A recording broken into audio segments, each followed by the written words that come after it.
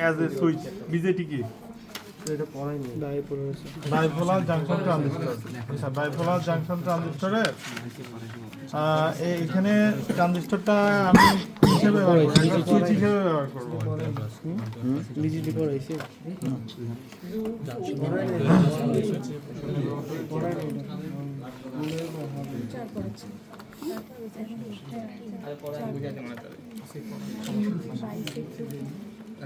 আচ্ছা, এটা দেখো, এটা জাস্ট বেশি কিছু না, এটা হচ্ছে সার্কিটটা। একটা ট্রানজিস্টর কিভাবে সুইচ হিসেবে কাজ করে এই জিনিসটা আমরা এখানে দেখব। ট্রানজিস্টর কিরকম? এরকম বিজেটি। এখন আমরা এখানে ট্রানজিস্টরের 3টা টার্মিনাল দেখলাম। এটা কি? Emitter, base, collector. আমরা কিভাবে বুঝবো যে ইমিটার কোনটা, বেস কোনটা, কালেক্টর কোনটা, এবং হচ্ছে কি এটা এনপিএন না পিএনপি, এটা বুঝবো কিভাবে?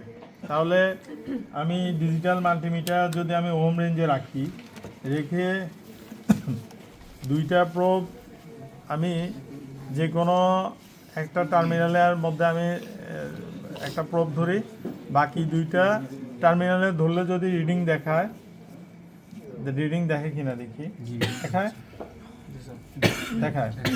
আচ্ছা, যেহেতু লাল প্রোব থাকা অবস্থায় একটা টার্মিনালে ধরা অবস্থায় বাকি 2টা টার্মিনালে রিডিং দেখালো, এই অবস্থায় লাল প্রোবটা কমন থাকলে এটা হচ্ছে এনপিএন ট্রানজিস্টর। আর যদি কালো প্রোবটা কমন থাকা অবস্থায় বাকি 2টা টার্মিনালে ধরলে যদি রিডিং দেখাতো, তাহলে এটা পিএনপি। এবং এটা হচ্ছে বেজ। বেজের সাপেক্ষে যেটা রিডিং সবচেয়ে বেশি দেখাবে সেটা কি? ইমিটার। আর যেটা কম দেখাবে সেটা হচ্ছে কালেক্টর। কত দেখায়? 36.62। এটা কত? 34। তার মানে কি? ইসিবি চ্যাপ্টার অংশটা আমার দিকে থাকলে হবে কি? ইসিবি। ঠিক আছে, ইসিবি। তাহলে এটা বসাবো কিভাবে? এটা বসাবো হচ্ছে এভাবে, এটা বসাবো এভাবে। ঠিক আছে, এখন এখানে 2টা রেজিস্টার দিল, R1 এবং R2। এটা হচ্ছে 10 কিলো ওহমের একটা রেজিস্টার,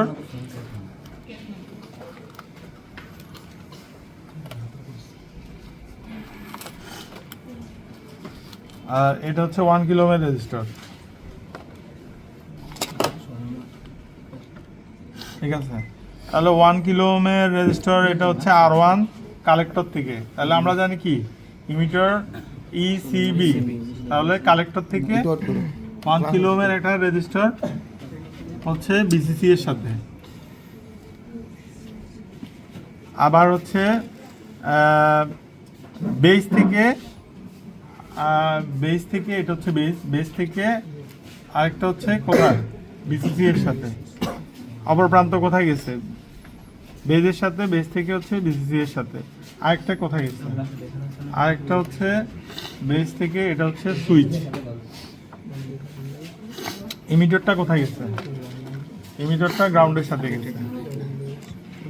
ইমিটারটা গ্রাউন্ডে গেছে। ইমিটার গ্রাউন্ড এখানে রাখলাম, তারপরে কমন করে দিব। কীভাবে করবো? না, গ্রাউন্ড এখানে না, গ্রাউন্ডটা এখানে হবে। এই এখন কাজ করব হচ্ছে 5 ভোল্ট নিয়ে। এতক্ষণ কাজ করছি হচ্ছে এসি নিয়ে, এখন কাজ করতেছি 5 ভোল্ট নিয়ে। এই 5 ভোল্ট এখানে দিব। ঠিক আছে, আর হচ্ছে একটা গ্রাউন্ড লাগবে কমন।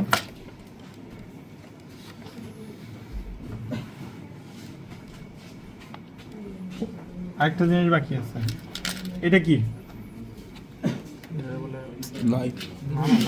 হ্যাঁ, লাইট ইমিটিং ডায়োড। এটা LED light emitting diode.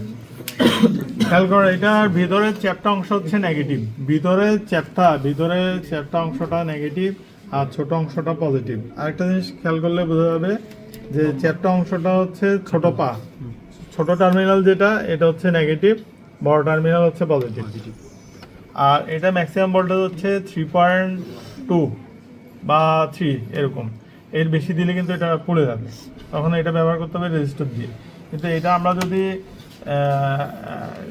Test করতে যাই সেক্ষেত্রে খুব দ্রুত সময়ের জন্য আমরা টেস্ট করতে পারি কিভাবে, এটা এই আমি যদি ধরে রাখি তাহলে কিন্তু পড়ে যাবে। জাস্ট খুব দ্রুত সময়ের জন্য আমি দেখলাম যে আমার এটা ঠিক আছে। এখন হচ্ছে কালেক্টর থেকে হচ্ছে এলইডিটা আমি দিলাম, কোথায় দিলাম, গ্রাউন্ডের সাথে কালেক্টর থেকে। তাহলে কালেক্টরেরটা থাকবে হচ্ছে এটা এটাও কিন্তু অ্যানোড ক্যাথোড, পজিটিভ নেগেটিভ।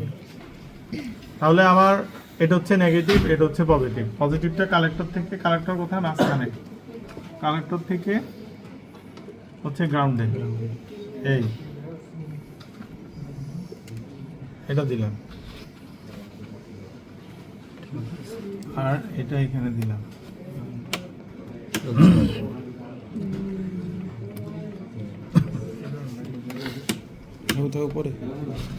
আচ্ছা, এখন এই ট্রানজিস্টরটা সুইচ হিসেবে কাজ করতেছে, এটা আমরা বুঝবো কিভাবে?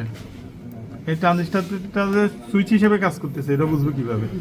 আমি এখানে একটা ভোল্টেজ দিচ্ছি, এই ভোল্টেজটা দিচ্ছি, এর মধ্যে আমি এটা ক্লোজ করে দিচ্ছি। সুইচটা ক্লোজ করা মানে কি, সুইচটা আমি গ্রাউন্ডে দিয়ে দিচ্ছি। এই সুইচটা যখন গ্রাউন্ডে দিয়ে দিব, এখানে এখানে এটা তো গ্রাউন্ড, ইমিটারে এখানে গ্রাউন্ড না, গ্রাউন্ডে দিয়ে দিলাম। এখানে গ্রাউন্ডে দিয়ে দিলে তখন base current zero, base current zero হলে কালেক্টর কারেন্টও জিরো, তখন R1 এর অ্যাক্রসে কোনো ভোল্টেজ ড্রপ হবে না, সরাসরি ভোল্টেজটা এদিক দিয়ে এসে লেড হয়ে যাবে। তখন বেস কারেন্ট জিরো থাকলে কি ট্রানজিস্টর কাজ করবে না। তো ট্রানজিস্টর কাজ না করলে কি হবে, ট্রানজিস্টর অফ অবস্থায় থাকবে, কাট অফ অবস্থায় থাকবে। ট্রানজিস্টর অফ অবস্থায় থাকলে কি হবে, লেডটা জ্বলবে। ট্রানজিস্টরে বেস কারেন্ট যখন পাবে না তখন R1 এর অ্যাক্রসে ভোল্টেজ ড্রপ হবে না, তখন লেডটা জ্বলবে। আবার যখন এটা ওপেন থাকবে তখন কি হবে, তখন বেস কারেন্টও পাওয়া যাবে, কালেক্টর কারেন্টও পাওয়া যাবে, R1 এর অ্যাক্সেসে ভোল্টেজ ড্রপ হবে, যার কারণে এদিক দিয়ে সরাসরি ভোল্টেজ আসবে না, যার কারণে এটা জ্বলবে না। তাহলে আমি ট্রানজিস্টর যখন অফ অবস্থায় থাকবে তখন লেডটা জ্বলবে, আর ট্রানজিস্টর যখন অন অবস্থায় থাকবে তখন লেড জ্বলবে না। দেখো এখন আমি এই সুইচটা ক্লোজ করে দিলাম, জ্বলছে। আচ্ছা, এখন আমি ট্রানজিস্টরের সুইচটা ওপেন করে দিব, ওপেন করে দিলাম। তার মানে কি ট্রানজিস্টর এখন ইয়ে অবস্থায় আছে, কি অ্যাক্টিভ অবস্থায় আছে, বুঝা গেছে? আচ্ছা, আরেকটা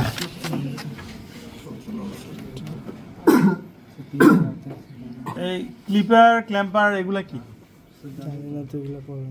হয় না, এগুলা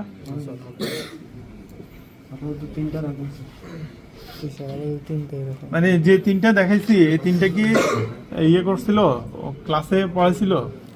ডিজিটি মনে হয় পড়ে শুধু আইডিয়া দিছিল কোনটা কি স্যার। এই ক্লিপার ক্ল্যাম্পারের কি আইডিয়া দিছিল? না না পড়ায়নি ক্লাসে। আচ্ছা, তাহলে কন্ডাক্টর পড়াইছে। ওদিকে আর গেলাম না। তাহলে এখন আমার কথা হচ্ছে আমি 4টা করাই দিব, বাকিগুলো নিজেরা করতে হবে, ঠিক আছে?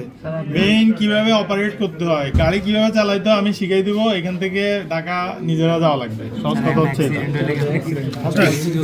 স্যার অনেক হ্যাঁ, অনেক